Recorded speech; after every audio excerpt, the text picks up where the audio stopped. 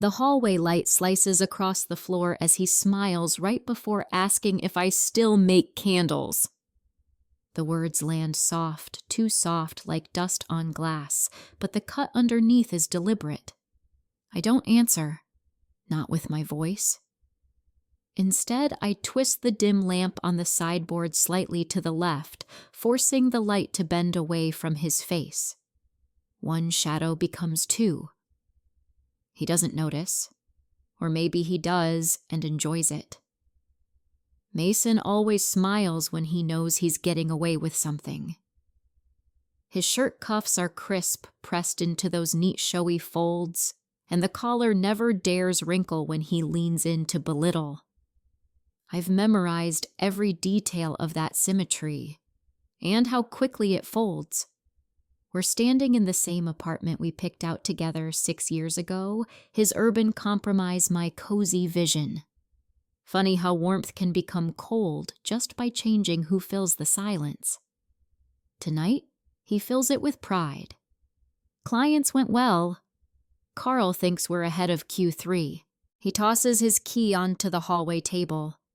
Silver. Predictable. Loud. My ledger for the month sits under his tossed jacket. He doesn't even glance at it. Which is the point. Always the point. He passes by the corner where I keep samples blends of amber bergamot dark moss scents I built in secret hours.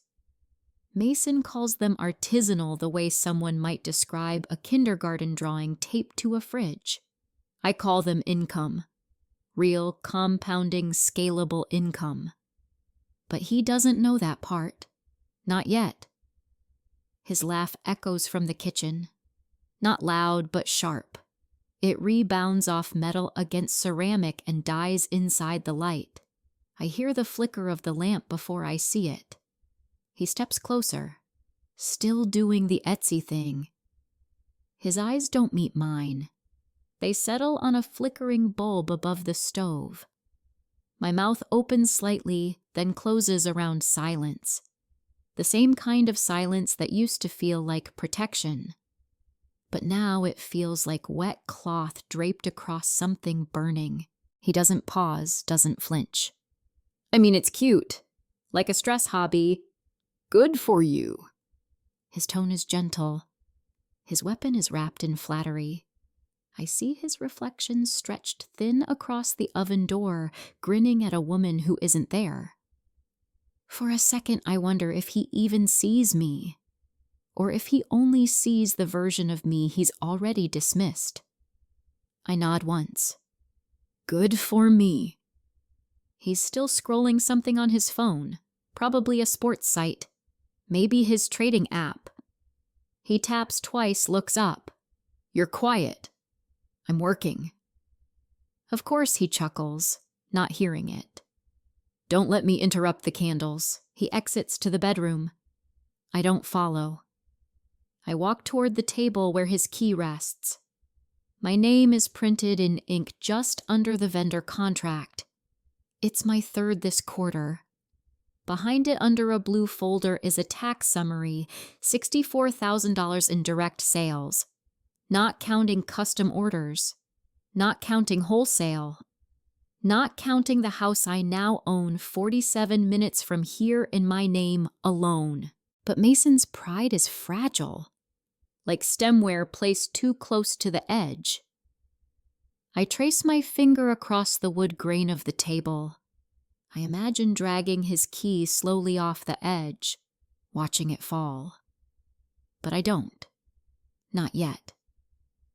Instead, I walk back to the hallway. The dim lamp buzzes low like something nervous. The bulb flickers again this time, catching only the side of my face in the mirror beside the coat rack. I look at myself, and for a split second I can't tell if it's still me or just her shadow. I walk to the drawer under the lamp, pull it slightly open. My second phone lies inside. The business line. Locked silent. Sheathed. I slide it into my pocket. Not because I need it, but because tonight feels like a page turning. Not loudly, just enough for breath to slip through. Behind me, I hear Mason laugh again. Maybe at a video. Maybe at something private. Maybe at the woman he still thinks I am. I let him. The hallway light slices sharper this time. The bulb steadies just long enough to hold the last second in place. He hasn't noticed what's missing yet. Not the ledger, not the second signature, not even the new LLC name on the envelope he brushed past earlier. He will, but not tonight. He thinks I stayed small. That's the last thing he'll miscalculate. The lamp flickers once more, then stays on, illuminating only her name on the contract. I'm Elena Raines, 34, a former marketing assistant from Asheville, North Carolina. That sentence comes easy now. It didn't used to. The first time I said it out loud was to a stranger in a post office while mailing my first online order, praying it wouldn't break in transit. My name had never stood alone before. It always came second, or in parentheses. That day, I watched it printed on the shipping label, bold and unaccompanied. No Raines family account, no husband's signature, just Elena. Just me. Back then, Mason told me the business world had sharks, and I had rose-colored guts. He said it while adjusting his tie in the mirror, angling it to catch the hallway light. He didn't look at me when he said it. He looked at himself. Maybe it made him feel taller or safer. He was always good at making his disapproval sound like advice. His face split across the wine glass. It happened during our anniversary dinner 2 years ago. He toasted to patience and knowing our roles. I held the glass up to my lips, saw his expression fractured in the curve. I smiled, didn't drink. That night, I started the first spreadsheet. Hidden folder. New name. No passwords shared. This morning, I opened my sales dashboard before he woke up. 26 orders. 4 international. A feature coming next week in an interiors blog Tasha arranged quietly off the books. She knows. She doesn't tell. That's her trade. But she believes in me, I think. Or maybe just in the numbers. Mason left early. He always does when he's got bigger things happening. He kissed the top of my head like I was a pet that doesn't shed. I didn't see the shipment slip in my hand. Didn't notice the package labeled vendor copy on the table just beneath his forgotten cufflink. I think he stopped reading anything not addressed to him. That's how it started, the blind spot. He assumed I would stay small because it made him feel bigger. He assumed the glow in the hallway light came from his presence, not my work. But warmth doesn't come from status. It comes from something built. My studio is technically the second bedroom. It smells like bergamot and labdanum, this week my new blend. The mirror shard I keep in the drawer reflects nothing now. It's angled down, tucked between receipts and wick samples. But I remember that night. The shard caught his smirk like a knife edge. That moment is why I never told him what the vendor trial actually became. I sold 400 units this quarter. Quietly. I ship late at night. I write notes in soft ink. I track every cent. My business name is registered under ER Duskworks, and the only person who's ever asked about it was the bank clerk who smiled after I showed her my EIN. Mason believes we're a team, that he leads, that I support. He tells his friends I'm sweet domestic rare. I let him. His pride is a hallway of mirrors. Let him walk it alone. Tonight, Tasha texts gallery event still on. Bring that red folder. That folder holds contract number 3. If signed, it triples distribution. I won't tell Mason I'm going. I'll say I'm meeting Myra for drinks. Which is half true. Myra always suspects more. She watches with those 2 wide eyes and says nothing. Like she knows which fracture leads to collapse. I step past the hallway mirror. The light bends again. It makes two versions of me, one who stayed small and one who's already gone. He looked in every mirror but never saw the crack. The mirror shard blinks as I close the drawer like it remembers before I do. The candle studio is quiet tonight, intentionally so. I leave the fan off the diffuser unplugged. Even the soft jazz playlist I usually let run stays paused mid-note. I need silence not for ambiance, but for decoding. The USB stick from Mr. Eddings glints under the single work lamp, its surface smudged by his fingerprint and my hesitation. He didn't say much when he handed it over, just looked at me once then at the apartment above the lobby. Thought you might want to hear what thin walls remember. I didn't ask questions? Not then. The USB slides into the port with a soft click. I double-check the connection, open the only file. The timestamp reads 2 weeks ago. The file name simple, M03/corridor RIE. I press play. Nothing at first. Just the mechanical hum of pipes. A door creaks. Then Mason's voice, clearer than it should be. She still thinks this is a real business. Like selling candles to strangers makes her visionary. My breath halts. It isn't the cruelty of the words, it's the familiarity of the tone. This isn't shock. It's confirmation. The audio crackles.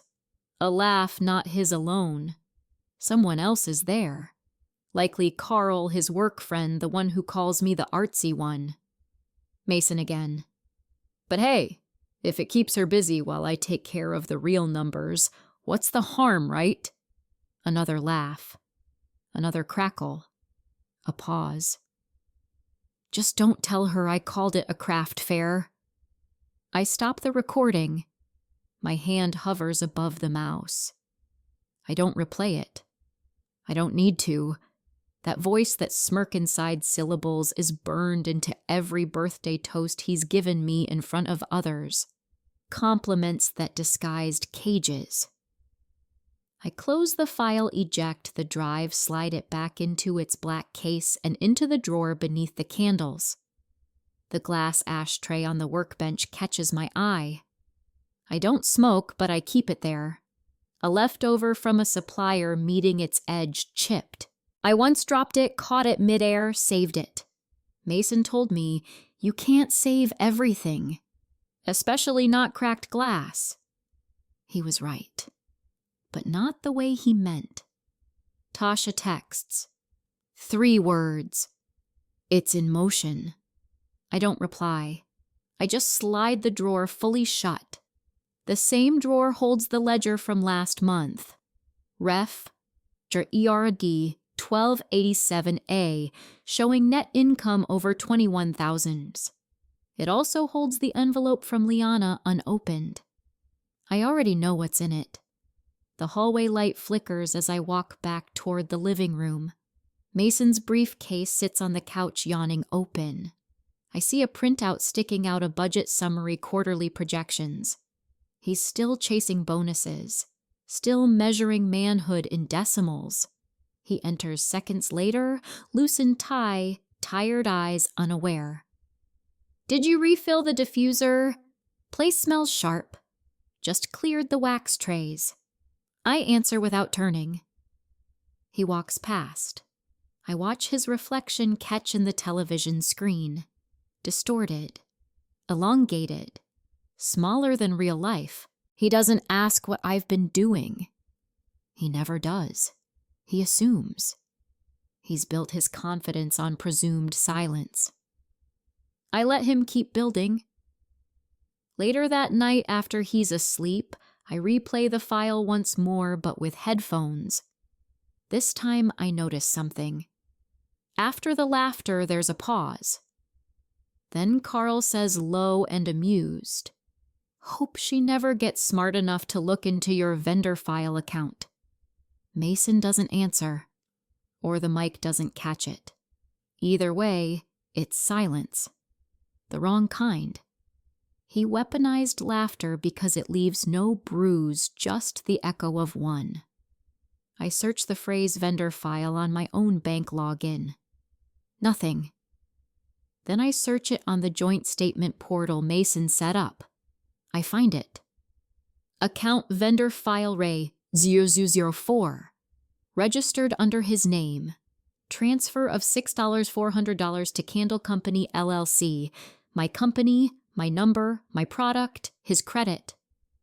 He's been taking a cut, masking it as consulting, selling my candles through his client dinner circles and pocketing the margin, all while calling it a hobby to my face. He's not just condescending, he's capitalizing. I close the browser. My palms stay steady. I write nothing down. I log everything mentally. Ref, M03, corridor, REC transfer, date 2 weeks prior. Amount $6,400 sent to my brand without disclosure. Evidence doesn't need anger. It needs silence until precision matters. The ashtray reflects the studio light like a dull eye. No smoke. Just wait. The audio file ends, but the silence that follows is heavier than the words ever were. The gallery buzzes with curated noise, just enough conversation to drown confession, but not enough to mute consequence.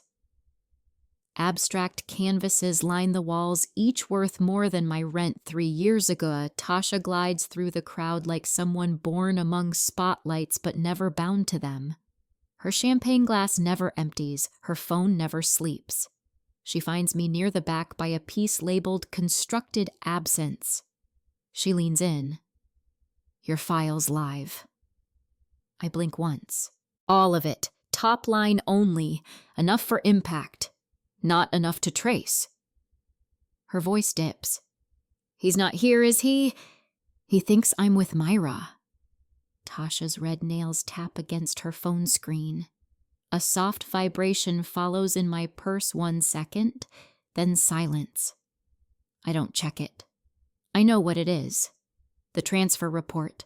Evidence laid out in digits and decimal points. On his side, a ping arrives too.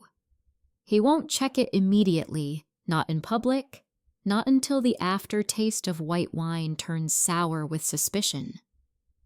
The silver key in my coat pocket presses against my palm. Not our apartment key, another one. A new one.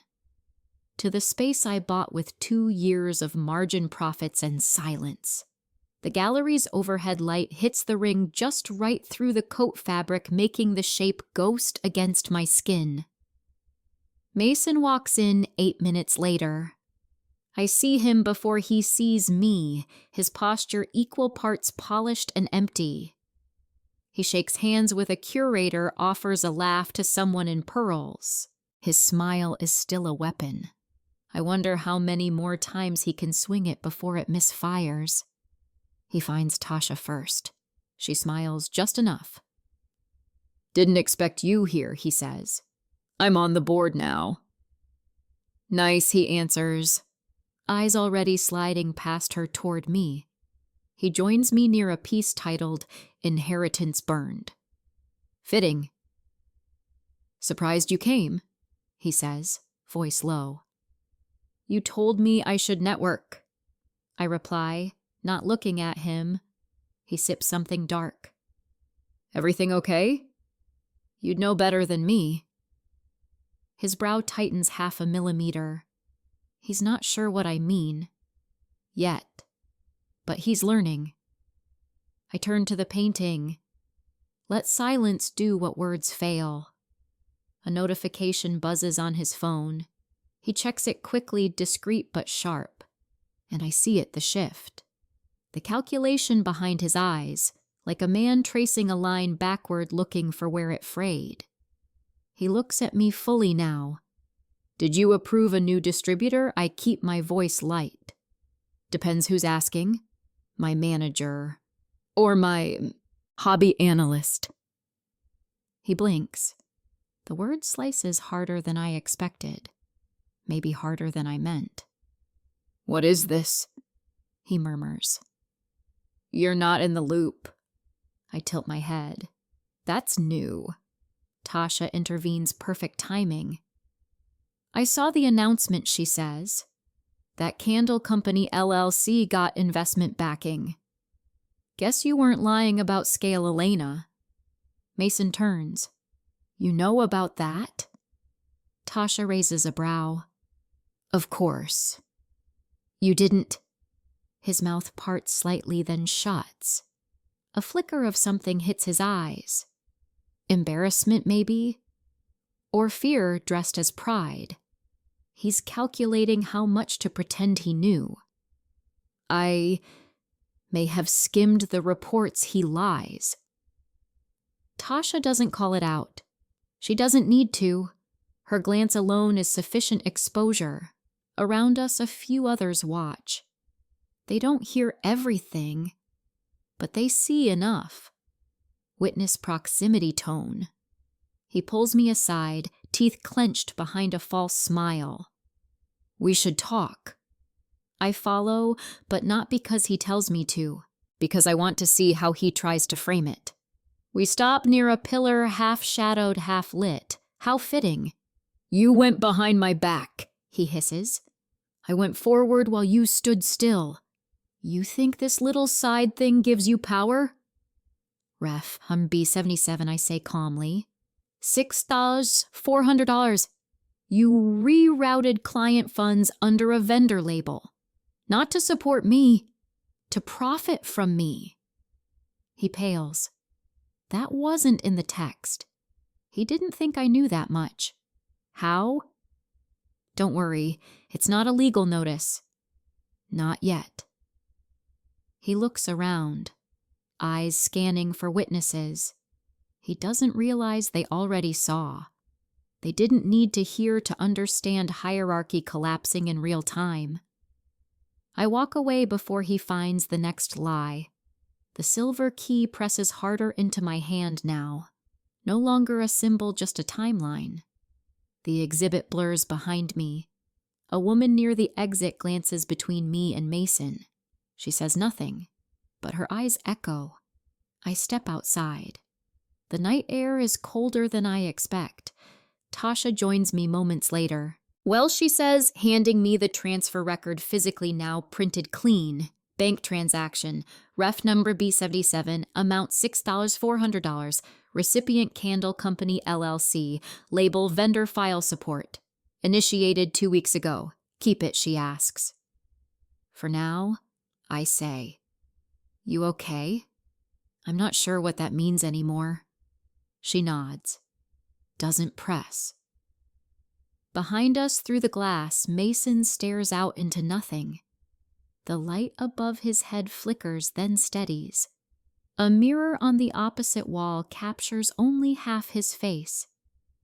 He finally stood in a room where his reflection didn't follow him. The silver key in my coat turns warm as if it knows a door has closed. He doesn't come home that night. I don't call. I don't text. I don't pace the floor. I take a long shower, dry my hair in silence, then light 3 samples from the latest line amber cut hollow cedar and a limited run tallow rose. The scents blend like something feral in a cathedral. I sit in it. Let it crown me. At 2:37 a.m., the front door creaks open. His footsteps hesitate in the hall. The mirror by the coat rack reflects only his shoulder half tilted like the weight of the gallery still clings to him. He pauses. Then the clink keys dropped in the bowl. I don't move. His voice finds me like dust. We should talk. I blow out the candles first. Let him wait. Then, now you want conversation. He enters the studio still dressed in yesterday's suit. His eyes scan the table open, ledgers, ink-smeared thumbprint shipment labels waiting. He looks smaller here, or maybe just real-sized. You made me look like a fool, he says. No. You did that. Why would you air this in public because you hid it in private? He exhales sharply, running a hand down his face. This is overreaction. A side hustle doesn't make you CEO. I slide the screenshot across the table. Phone lit. Message visible. 10:47 p.m. Carl. She won't know. Mason. She never does. His face twitches. It's not shame. It's logistics. His brain parsing which lie fits. That was out of context. I almost laugh. Then give me the context where that becomes affection. He steps back. That's when I see it true fear. Not of me, but of exposure. Of the mask slipping further than he intended. Why are you doing this now? Because the mirrors stopped lying. I pick up the torn envelope I left visible on purpose. It's not from my business. It's from the lawyer who drafted the vendor contracts.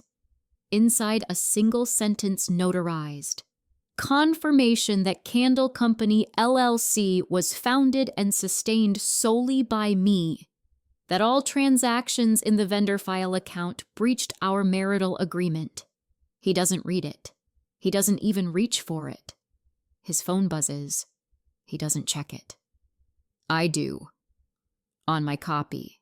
The screen shows Tasha Leung forwarded you one file. Subject. Let him think she's failing. Audio duration. 14 seconds. I don't press play yet. I let the idea of it exist longer than the file itself. He walks toward the bedroom without another word. I let him. He used my silence as storage, but forgot silence records too. The next morning, Mason acts like gravity never broke. He eats cereal scrolls, headlines, comments on market dips. I don't interrupt. I'm watching. Before he leaves, he stops by the doorway. You're making this bigger than it is. It is exactly this big, I say. You just made yourself small inside it. He opens his mouth, doesn't close it, then leaves. Later that day, Myra texts me. Lunch. I agree. I bring the envelope. At the cafe, she stirs her tea clockwise, then says, he's unraveling. I raise a brow. He asked me if you've been depressed lately, or unstable. I snort. That's new. She hesitates. He asked about your warehouse lease. My fingers pause on the teacup. How would he know about that? He doesn't. He's guessing, but I didn't confirm. I slide the screenshot to her. Let her read it. She blinks. He really said this. He thinks if I'm quiet, I'm stupid. She closes her eyes a moment. Then, he said something weeks ago. I didn't think it meant anything. What? She glances around, lowers her voice. He said, let her believe she's in control. That's when they get soft. I thought it was about something else. A client. Now I nod. It wasn't. We sit in silence for a moment. Then I hand her a folded copy of the torn envelope. If he tries anything that's dated and certified. Her eyes widen. You're serious. I'm done living in rehearsal. Back home, I open the email from Tasha. I press play. It's Mason's voice, soft, smug, familiar. Let her think she's failing. It keeps her manageable. Carl laughs. You're cold. I'm realistic. I close the file. Then I back it up. 3 times. I name the folder Reflection Archive. I email 1 copy to my private account, 1 to Myra, 1 to an account Mason doesn't know exists. Then I light a candle. Just 1. It's unscented, pure wax, flame steady, a placeholder, for the part of me that needed him to notice. He never will. In the oven door, his reflection still laughs, but it's starting to tremble.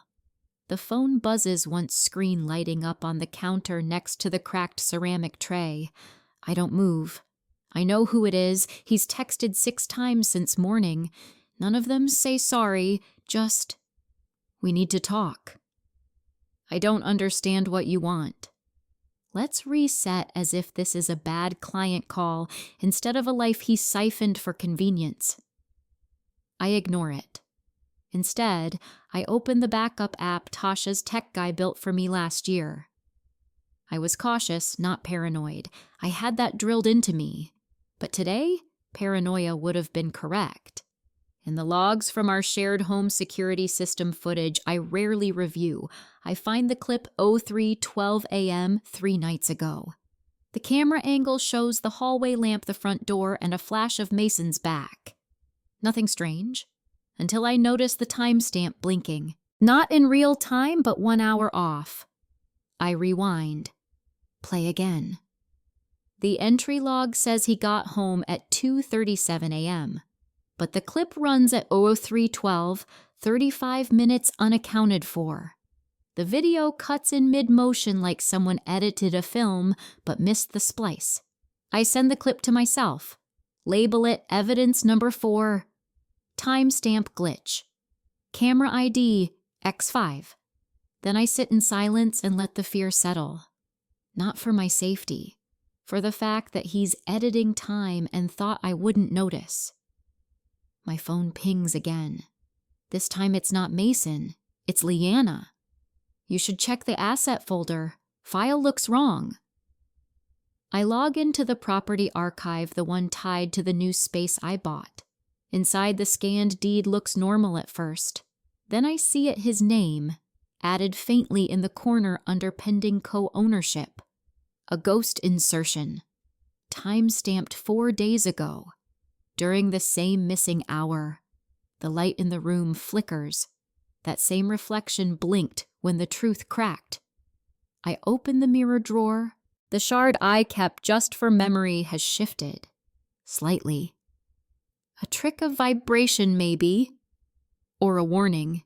The edge of it catches the light like it wants to cut something. I don't touch it. Instead, I open my second phone. The business line. The one no one calls except vendors, suppliers, and Liana. I forward her the clip and the deed. Confirmed. Someone accessed the upload system off-cycle, she texts. Also, server says request came from your home IP. You didn't do it, did you? I don't answer. Instead, I call Myra. She picks up fast. Did you get the cafe file I sent? I did. I think Mason's spiraling. I breathe through my teeth. He forged a claim on my property. Silence. Then, you have evidence?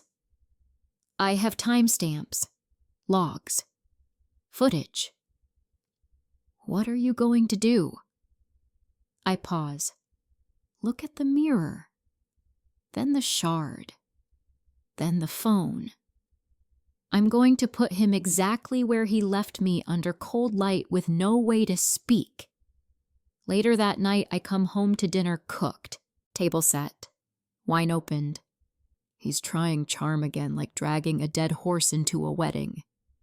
You look tired, he says softly.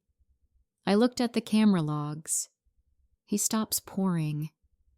The ones from 03:12. You cut the entry data. Elena. I saw the deed. Silence. You added your name to my space. It's our money. No Mason. You mocked it. You used it. You hid money from me. Then tried to mark your name on the thing that made me whole again. He opens his mouth, then shuts it. This isn't anger, I say. This is clarity. I place the cracked phone between us. My business line. On it, the folder labeled false time. Inside clip. Screenshot. Audit log. I push it toward him. He doesn't touch it. Instead, he leans back. You're really willing to blow up this marriage over candles. He thought it was about candles. It was always about the fire. I stand. His reflection in the wine glass trembles not from him, but from my hand no longer shaking. I'm giving you one chance, I say. Undo your name from my deed. Walk away with your pride intact. Or stay, and I dismantle your legacy inch by inch. He doesn't answer. I walk away first. The hallway light flickers again this time, catching the mirror's curve. It doesn't reflect him. When I shut the drawer, the mirror shard doesn't move. It's waiting. Myra never rushes. Even when urgency crawls up the side of her voice, she delivers it with the same calm cadence she uses to order chai lattes or choose a book from a shelf. That's how I know she's serious when she doesn't change tone, but every word lands sharper. I overheard something she says, pushing the napkin toward me, her handwriting loops wide. Feminine practiced. On it, let him think she's failing. In quotes. Underlined.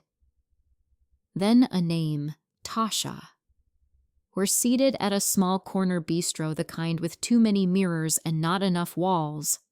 A cold spoon rests against my palm. Myra leans in, voice soft. It was at the art gala, right before Mason showed up. I narrow my eyes.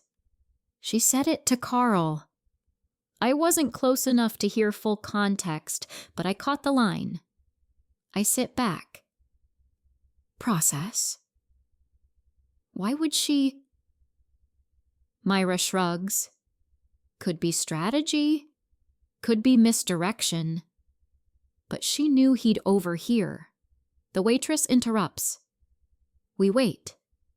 I stir my drink, watching the foam dissolve. When she's gone, I say, he already spiraled after the deed file.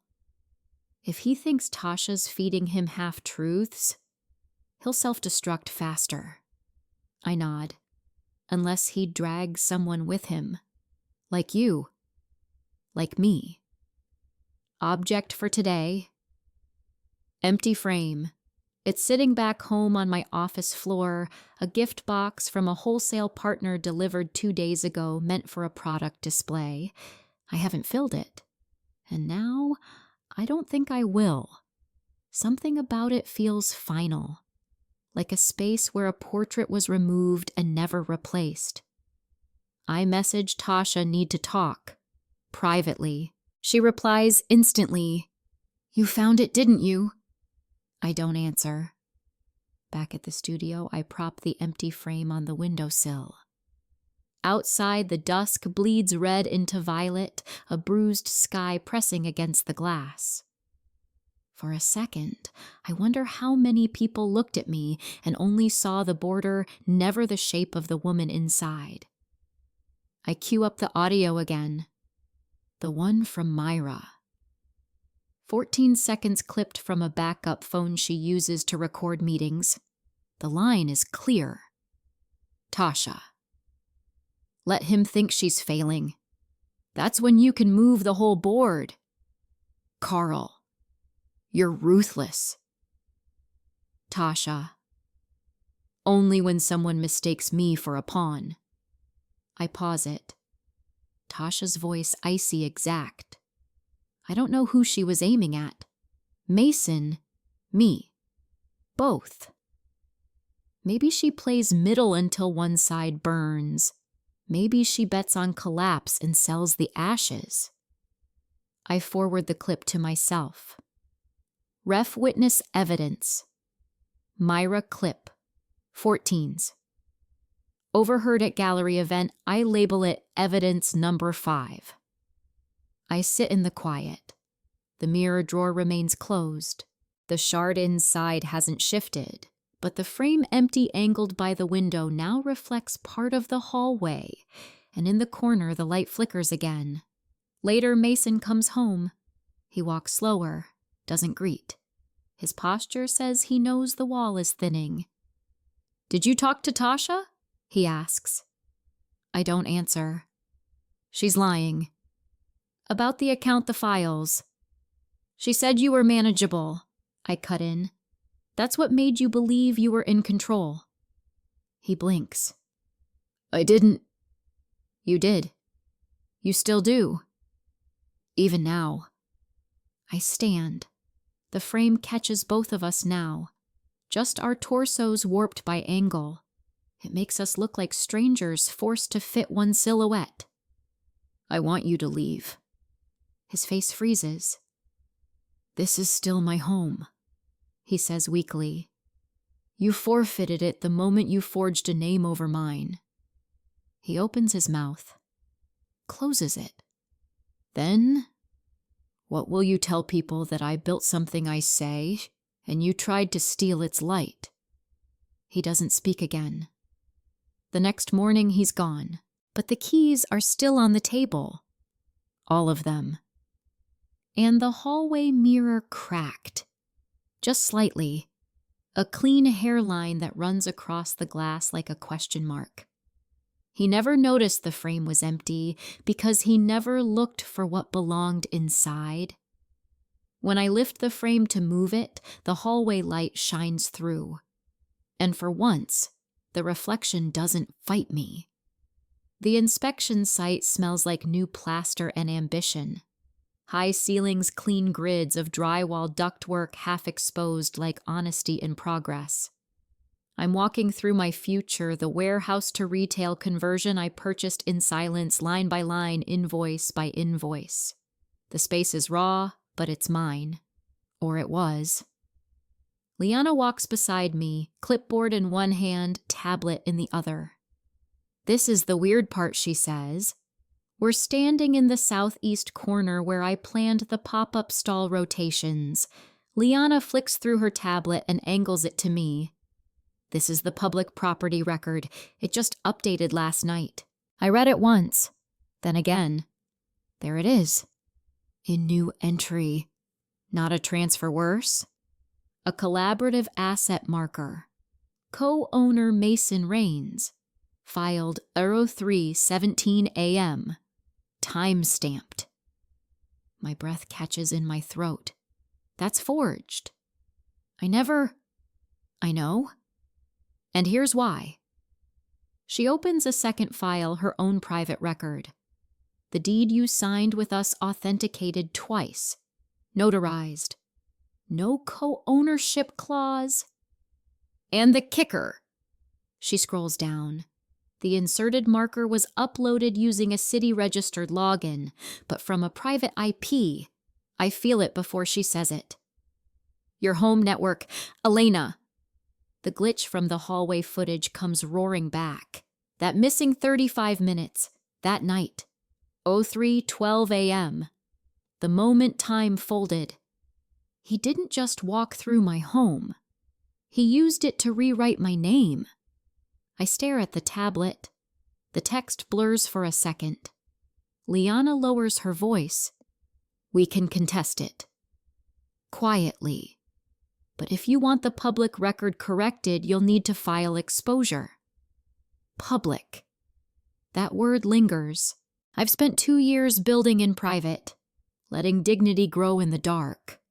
But some truths need light to kill them. Outside, a local press van rolls past. Downtown zoning drama always catches interest. I make the decision in 6 seconds. Go public. Liana nods. By sunset, the leak goes live. Headline silent co-owner zoning board confirms unauthorized claim on woman-owned business lot. Under it, my name. Mason's, a cropped image of our wedding lifted from a now deleted company page. Below that, a line from the transaction file, collaborative asset marker, initiated by secondary login. Owner unaware at time of submission. I don't answer my phone that night. Mason calls 6 times, leaves 2 voicemails. In the second, his voice is high and cracked. You're ruining everything over a misunderstanding. This is PR poison, Elena. You think this makes you look strong? I don't respond. Instead, I stare at the mark on the floor near the coat rack. It's a faint, perfect cigarette burn. He doesn't smoke. Neither do I. But he did once. After the funeral last year. Outside the hotel. One cigarette hand, shaking eyes glassy. I watched him from the window thinking grief made him human. I was wrong. The burn stayed. Barely visible. But enough. Object cigarette burn. A mark of something you try to erase but never quite can. I sit beside it. Watch how the hallway light hits it, how it almost disappears from one angle then flares up from another. It reminds me of his face in public, polished in front, scorched underneath. Tasha texts. You know he's calling me now, asking for damage control. I type back, let him drown. She replies with a single emoji. That night I update my website, add a press page, simple black on white text, Elena Raines, founder and owner Candle Company, LLC, sole operator, sole architect, sole survivor of false partnerships. Below it, a digital copy of the property record, both versions. Highlighted red the phrase owner, unaware at time of submission. I sleep deeper than I have in months. The next morning, I walk past the cigarette burn again. I don't clean it. I frame it. A 3-inch acrylic circle with a black border. I place it above the mark. Title it Imprint. A memory preserved. Not hidden. When Mason shows up that afternoon, he looks like a man in free fall. Tie crooked collar, open sweat just beneath composure. You exposed my name in a city filing, he says, voice ragged. No, I say. You exposed yourself. I was trying to help. Protect the asset by claiming it without consent. He swallows. I point to the wall where the headline now hangs framed. Did you think I'd be afraid of people knowing? He stares at it, silent. Then you're burning the bridge. You poured gasoline the second you forged my signature. He steps closer. We can still fix it. No. I say, you can apologize in public, or disappear in silence. Those are your only options. He doesn't move. Behind him, the hallway light flickers. For once, the glass in the frame doesn't reflect him at all. You can steal a name, you can forge a deed, but you can't copyright someone else's fire. I walk past the cigarette burn. It doesn't fade. It shines. The mug shatters at 2:03 a.m. Not in my hands. I'm still in bed half dreaming, but I hear it ceramic against tile, the sharp gasp of something dropped and unrecoverable. I don't run toward the sound. I walk, slowly, like I already know what I'll find. It's the white mug with the black lettering, Build, Don't Break. A gift from Myra back when the business was just boxes and dreams. I hadn't used it in months. Mason did. Every day for coffee. As if irony meant immunity. Now it lies in 4 main pieces. One shard carries half the word break. I don't pick it up yet. Instead, I check my phone. 7 missed calls. 6 voicemails. All from him. The first one, time-stamped 12:37 a.m., begins mid-breath. Elena. I didn't mean for this to go this way. I was trying to stabilize things. You got so big so fast, too fast. I replay it. The guilt doesn't sound earned. It sounds rehearsed. Voicemail number 2. I know I made mistakes. I thought if I tied myself to it quietly, you'd forgive me faster later. You always do. Our 3 is shorter. I saw the story. The press. It's not just embarrassing, it's irreversible. You've burned me. Marv 4 is full anger hiding under fragility. Do you even care what you've done? I'm a joke now, Elena. Carl won't return my calls. My team is distancing. You did this. Marv 5 quieter. Please, don't escalate. We can make this vanish. You want space? Fine. Just don't destroy me.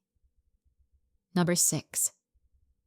The final one sounds like a man whose pride collapsed faster than his voice could catch it. Remember our vows I said I'd build with you. Just tell me you remember. I save them all. Ref evidence number 7, voicemail sequence 12:37 to 2 a.m., device log verified. I sit on the kitchen floor next to the mug pieces. One shard has embedded in the baseboard like it tried to flee the scene. The hallway light catches the broken edge. Object broken mug. A vessel meant to carry warmth until it couldn't anymore. I press record on my own phone. Speak softly. November 18th. Elena Rains. Confirmation log of voicemail timeline. No response sent. No contact initiated. I save the voice note in the folder labeled Reconstruction. By morning, the City blog reposts the headline. A new tag added digital retaliation or overdue justice. The comment section is a war zone. Some support him. Marriage is private. Others align with me. She built alone. He branded himself anyway. I stay quiet. I pour my coffee into a different mug, one that says nothing. Later, Myra comes by, sees the pieces still on the floor. Metaphor, she asks. I nod. Documented and archived. She places a folder on the counter. Legal draft. The removal order. I open it. Mason's name sits in a section titled Non-Consensual Affiliations. It's solid, I ask. Myra nods. He left enough digital fingerprints to shame a botnet. I pause. What if he fights it? He won't. His hands are full holding what's already crumbling. We sit in silence.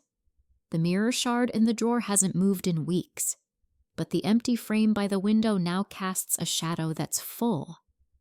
Later, I pick up the broken mug pieces, wrap them gently in cloth, and place them inside a small wooden box. I label it Artifact 07. I'm not angry anymore. I'm curating. He left pieces behind, thinking I'd clean them up. I labeled them instead. As I close the lid on the mug's remains, the voicemail app pings, message transcribed. Suggested response. I delete the suggestion. The announcement goes live at 8:00 a.m. sharp. No press agent, no manager, no strategy firm. Just me. A studio photo lit with warm shadows and 12 words in a sans serif font overlaid at the bottom. I am not someone's side project. I am the architect. I post it on the brand's account, pin it, then log out.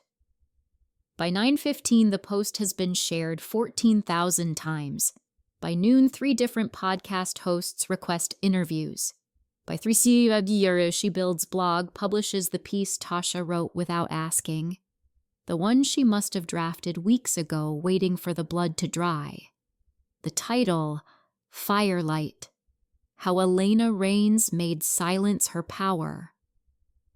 The article is cleaner than I expected. Almost reverent. It skips the scandal, focuses on the work, the resilience, the margin turnarounds, the rise. She doesn't mention Mason. She doesn't need to. Under the article, there's a quote box I use to whisper ideas into people who didn't listen. Now I carve them into wax and sell them to people who burn them on purpose. I remember writing that on a sticky note 3 months ago. I didn't know she'd stolen it. But I'm not angry. She took a truth and amplified it, and maybe that's okay. By evening, Mason hasn't called, hasn't texted. He's learning silence from the other side now. I walk through the studio. It smells like soft vanilla and cooling bergamot. I light one of the new prototypes' Midnight Spine. Strong, clean, no sweetness. It fills the room without choking it. I sit at the table and open the folder Myra dropped off. Inside, the updated title certificate. No co-owner listed. A yellow post-it from Liana reads, "All clean. Forward movement cleared. Timestamp anomaly corrected."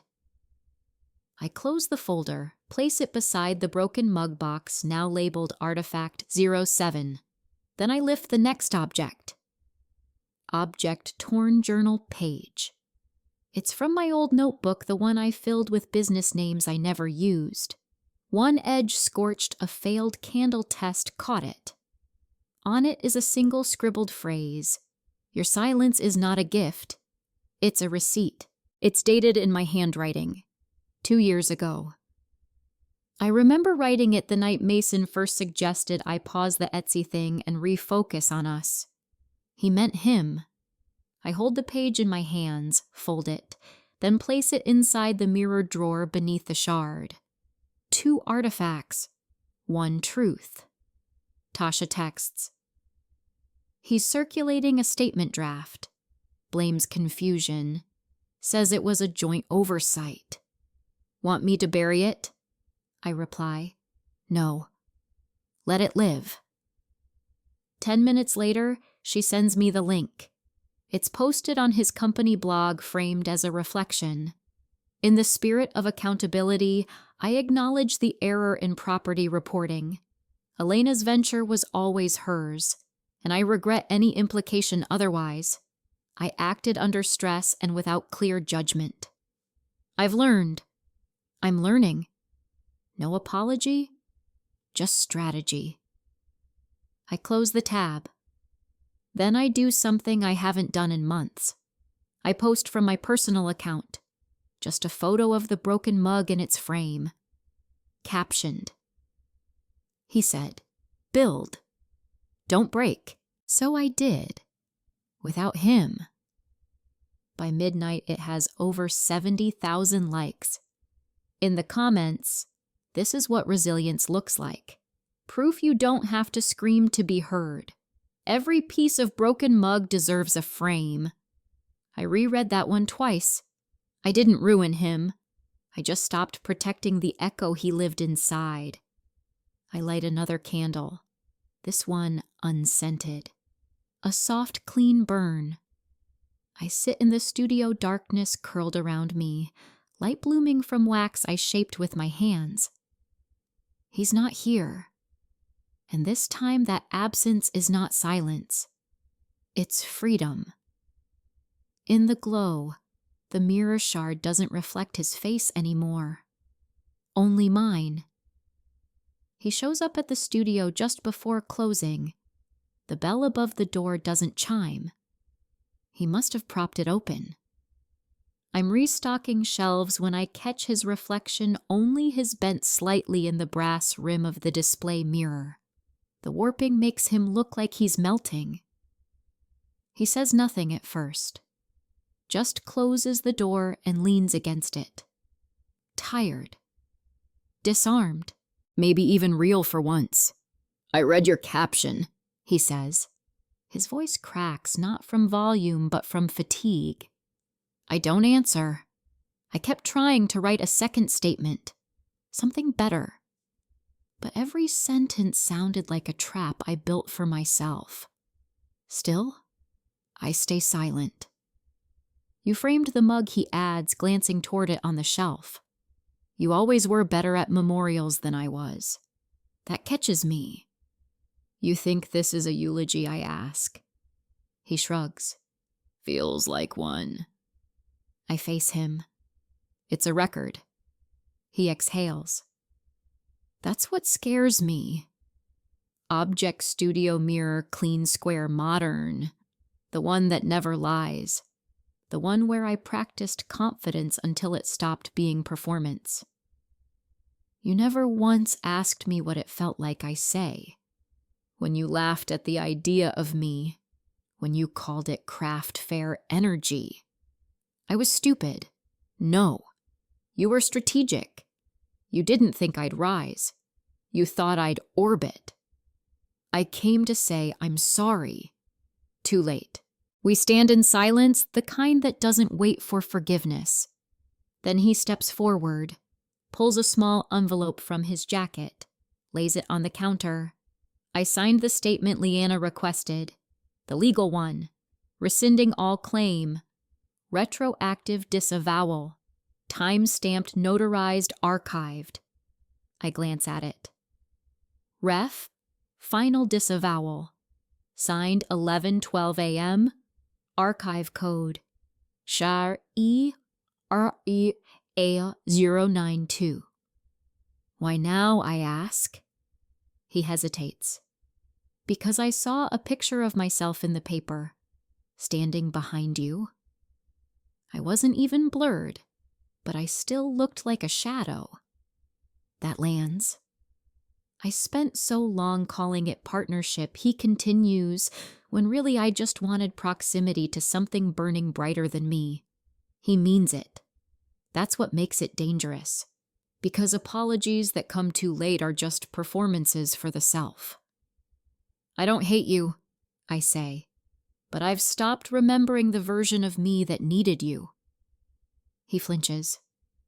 Is that the last thing you want to say to me? He asks. No. I walk around the counter, stand in front of him. The studio mirror hangs behind me now, clean and full and sharp. It reflects us both standing side by side, but only one of us meets the glass with steady eyes. You don't get to be part of the ending, I say. You're just the origin story. He doesn't move, just nods once, then walks out. This time the bell chimes. Later, I take the signed disavowal and place it behind the framed photo of my first candle booth, the booth where he didn't show up. I sit on the floor beneath the studio mirror watching how the light changes across the surface. Outside traffic passes like time refusing to pause. I whisper a line. Not a brand statement. Not a caption. Just truth. What he broke wasn't me. It was the illusion that I was breakable. You don't get to be part of the ending, you're just the origin story. I light the final prototype in the window. It doesn't flicker. It claims the dark. Morning light spills across the studio in clean slants. The mirrors no longer lie. The glass doesn't fracture. The silence isn't a pause. It's a room without apology. Everything here breathes like it was built to last. I open the door at 9:00 a.m. sharp.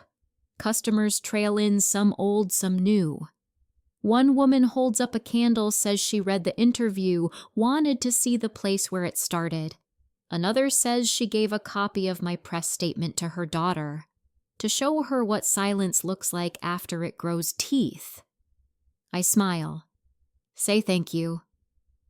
I don't shrink from praise anymore. I let it land. Like wax holds flame.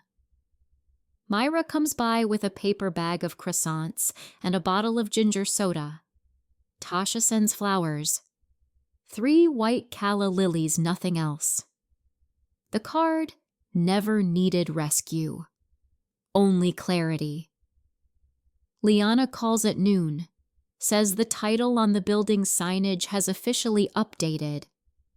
The new certificate will arrive tomorrow, but I don't need the paper to feel it. I already know. Object new sign. Outside the window, the fresh metal lettering gleams in the autumn sun. Rain's Studio by Elena. Not co. Just me. I sit at the corner table around 4 p.m., writing inventory notes when the final candle arrives from the lab, Midnight Spine Batch 7, signed and sealed. I unwrap it, strike a match, light it. It catches instantly. The flame doesn't dance nervously anymore. It steadies, holds, like a name finally spoken in the right tone. I take the mirror shard from the drawer one last time. It's clean, untouched, not glowing. Just a shape that once held pain and now only holds memory. I walk to the river with it in my pocket, stand on the bridge where the city hums in soft traffic and Sunday people wander without hurry. The wind catches my hair but doesn't tangle it. I take the shard from my coat, hold it up to the sunlight. For a moment it reflects nothing, then only me. I drop it. It falls fast, then vanishes. No splash, no echo, just release. The mirror didn't need to break again. It needed to leave. Back home, I update the website one last time. Under the About page, I add one sentence. He laughed. I built. He watched.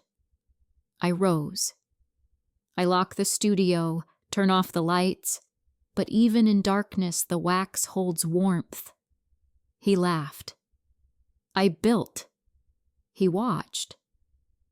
I rose. The new sign catches the moonlight. No flicker, just shine.